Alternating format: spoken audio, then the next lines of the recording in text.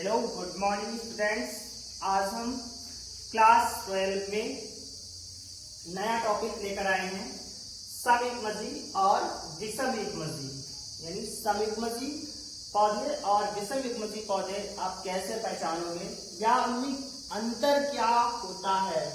देखिए समयुग्मजी में क्या है कि इसमें एक कारक के दोनों युग्म विकल्पी समान होते हैं।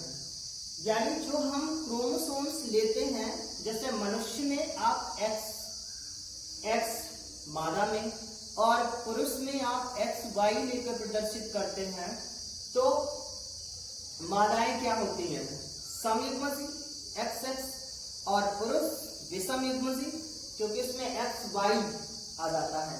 यानी X और Y दोनों में अलग अलग आ जाते हैं कारक। उसी प्रकार ये पौधों में इसमें एक कारक के दोनों युग्म विकल्पी समान होते हैं। यानी युग्मजी पहली बार जो कारक लिए जाते हैं वो हमेशा जोड़े में होते हैं, क्योंकि पेयर्स में हम गुणसूत्र पढ़कर आते हैं। तो क्रोमोसोम्स जोड़े में होने के कारण कारक युग्म में होते हैं। अब जैसे ये देखिए क्या दिए गए हैं, कैपिटल टी और स्मॉल टी। आप इससे समझिए, कैपिटल टी जो है वो लंबे पौधे, टी से मतलब है टॉल, यानी लंबे पौधे का कारक है, और स्मॉल टी बौने पौधे का कारक है। और ये भी शुद्ध लंबे पौधे का कारक और ये शुद्ध बौने पौधे का कारक है। इसमें कैपिटल टी, इसमें भी कैपिटल टी और समान है दोनों कारक, और इसमें भी कैपिटल टी, यहाँ पर स्मॉल टी ये दोनों समान है। तो ये दोनों कारक समान होने के कारण जो पौधा है वो समयुग्मजी है। आप यहाँ ये प्रभावी लक्षण है पौधे का लंबा शुद्ध, और ये पौधे का अप्रभावी लक्षण है शुद्ध बौना, परंतु दोनों के कारक समान है। तो आप ये दोनों के कारक समान होने से पहचान लोगे कि पौधा समयुग्मजी है। यानी स्मॉल टी या इसके अतिरिक्त कोई और कारक दिया हो, जैसे कैपिटल RR यानी राउंड के लिए, या स्मॉल RR दिया हो, तब भी आप पौधे को पहचान लोगे कि पौधा समयुग्मजी है। इसके विपरीत विषमयुग्मजी में देखते हैं कि इसमें क्या होता है, इसमें एक कारक के दोनों युग्म विकल्पी असमान होते हैं। यानी जो पौधे के कारक होते हैं, और आपको कारक में बताया कि जो युग्मक होते हैं वो प्रायः यानी वो जोड़े में ही होते हैं। तो जोड़े में होंगे तब दोनों युग्म में से एक असमान होगा, तभी तो विषमयुग्मजी कहलाएगा। विषम से ही तात्पर्य है कि भिन्न। तो कैपिटल टी स्मॉल टी, अब यहाँ पर ये पौधा है तो लंबा ही, परंतु शुद्ध लंबा नहीं है। क्यों? क्योंकि इसमें एक कैपिटल टी दूसरा स्मॉल टी है। इस कारण ये पौधा लंबा तो है और प्रभावी भी है, परंतु शुद्ध लंबा नहीं है, और इसका विकल्पी असमान है। असमान होने के कारण ये पौधा विषमयुग्मजी कहलाएगा, या विषमयुग्मजी आप कहलाता है। क्योंकि कैपिटल टी स्मॉल टी ये दोनों अलग अलग कारक आ गए, जबकि यहाँ पर अगर कैपिटल टी होता तो पौधा समयुग्मजी होता, और कैपिटल टी स्मॉल टी आने के कारण पौधा विषमयुग्मजी है। अर्थात जब दोनों युग्म विकल्पी असमान होंगे तो पौधा विषमयुग्मजी कहलाएगा। आप इन कारक से यानी आप इन युग्मकों से पौधे को पहचान लोगे कि पौधा विषमयुग्मजी है। यानी कैपिटल टी स्मॉल टी होने के कारण पौधा विषमयुग्मजी है। इसके अतिरिक्त अगला लक्षण समयुग्मजी में कि स्वपरागण होने पर केवल समयुग्मजी बनते हैं। यानी समयुग्मजी पौधों की जो संतति प्राप्त होती है, उन्हीं संतति का पुनः परागण कराने पर जो नई संतति उत्पन्न होगी वो समयुग्मजी ही बनेगी, यानी विषमयुग्मजी नहीं बनेगी।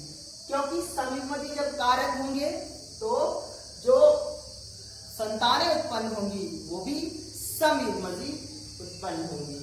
परंतु विषम युग्मजी में क्या होता है, स्वपरागण होने पर प्रभावी समयुग्मजी कैपिटल टी की, प्रभावी संकर कैपिटल टी स्मॉल टी, अप्रभावी समयुग्मजी स्मॉल टी टी बनते हैं।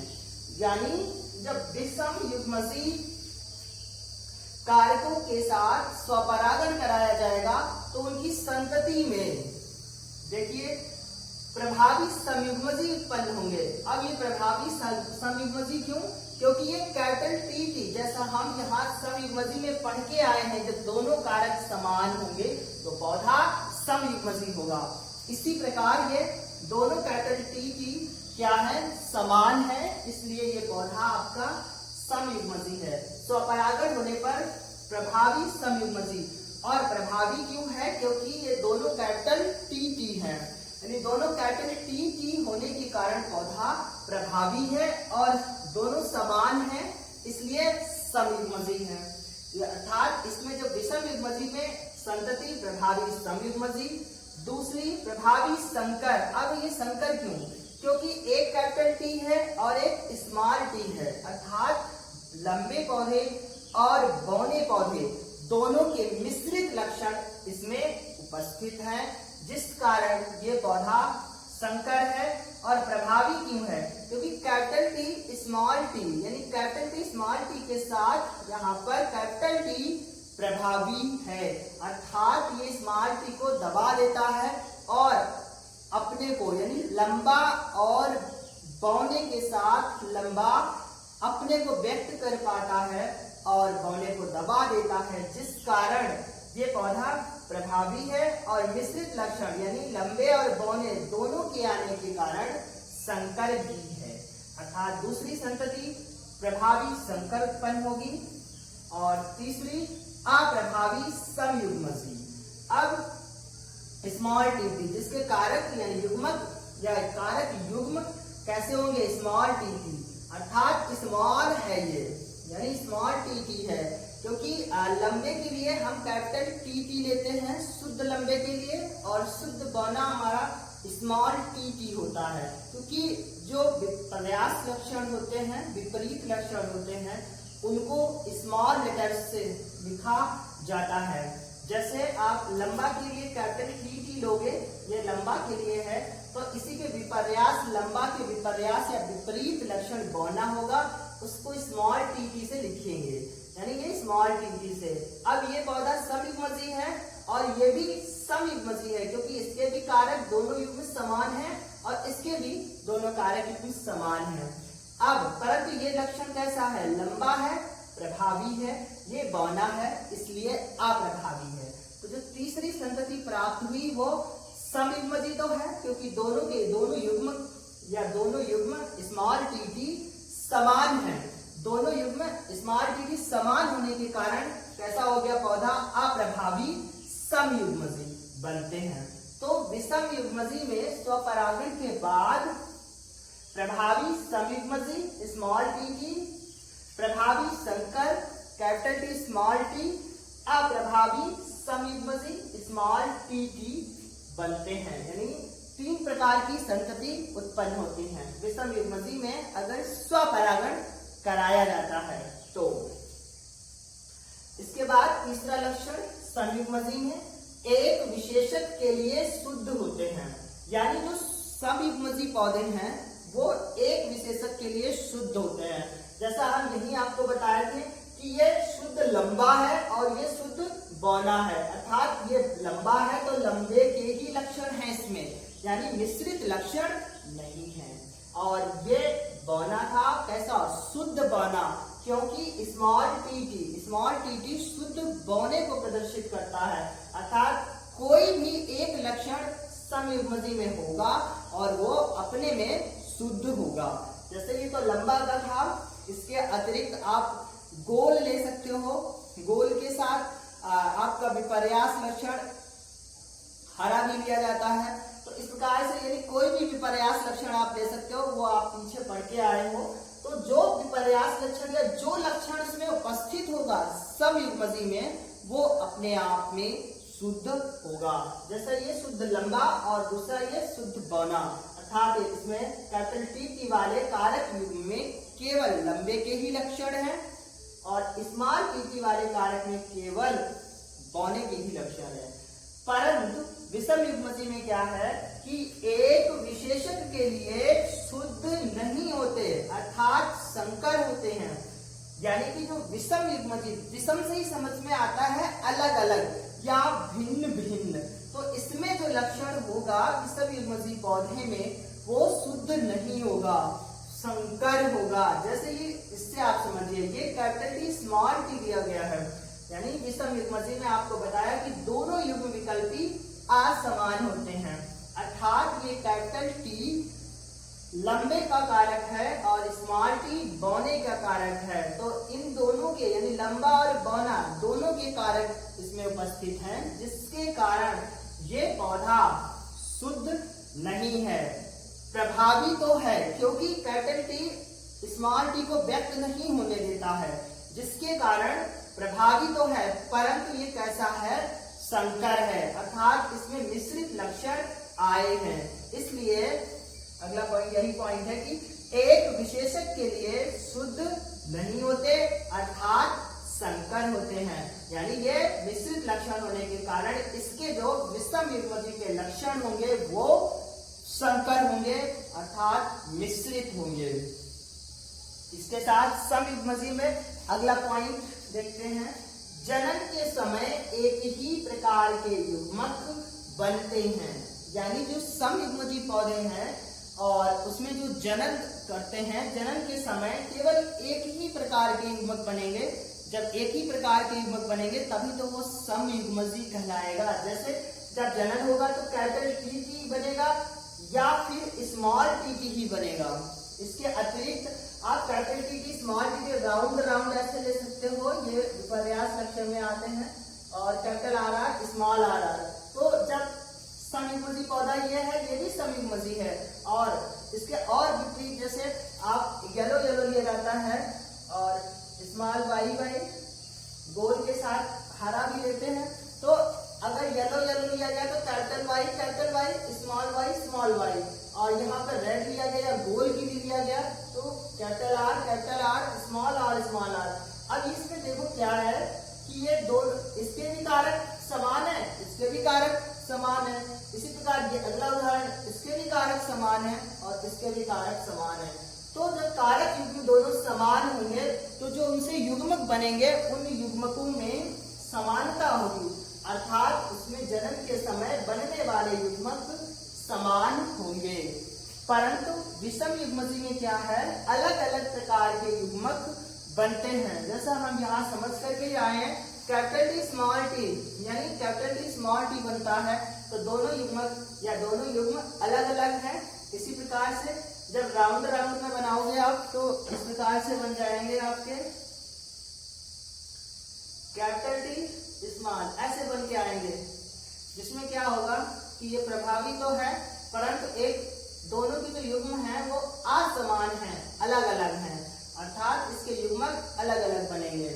इसी के साथ अगला हम समयुग्मजी में देखते हैं कि इनकी संतान जनक के समजीवी व समलक्षणी होती है। यानी जो समयुग्मजी की संतानें उत्पन्न होती हैं वो समजीवी होती हैं, यानी जो इनके जीन्स हैं वो समान होते हैं। देखिए इनके जीन्स कैसे हैं, समान हैं। कैपिटल टी कैपिटल, सब इसी का खेल है पूरे इसमें। कैपिटल टी स्मॉल टी, यानी ये बौने का कारक है परंतु इसके जीन्स समान है और इसके भी जीन्स समान है। और समलक्षणी जो बाह्य लक्षण है, बाहर से दिखाई देने वाले लक्षण है, सम यानी कि समान होते हैं। समयुग्मजी में बाह्य लक्षण जो बाहरी लक्षण है और जो समजीवी है यानी जो जीन्स हैं वो भी समान होते हैं।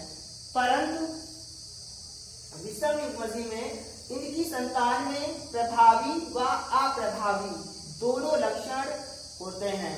यानी जो विषम युग्मजी है इसमें जो संतानें उत्पन्न होती हैं उनमें प्रभावी भी लक्षण होगा और अप्रभावी दोनों लक्षण उत्पन्न होते हैं इनकी संतानों में।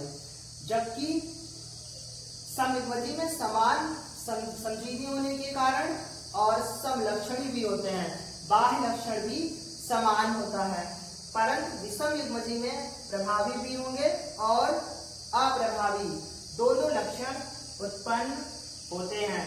देखिए यहाँ पर बताया भी था अगले स्टेप में कि स्वपरागण होने पर समयुग्मजीव ये प्रभावी है कैपिटल टी भी, और ये भी प्रभावी है कैपिटल टी स्मॉल टी, क्योंकि एक कैपिटल टी आया, और तीसरा अप्रभावी यानी स्मॉल टी है, यहाँ पर कैपिटल टी नहीं है, यानी ये अप्रभावी लक्षण है, बौना लक्षण है, बौना प्रदर्शित करता है अप्रभावी। तो हम इस प्रकार इस अंतर के आधार पर दूसरे पॉइंट के आधार पर कह सकते हैं कि इनकी संतानों में प्रभावी व अप्रभावी दोनों लक्षण होते हैं, क्योंकि हम यहाँ पढ़कर आए हैं ऊपर।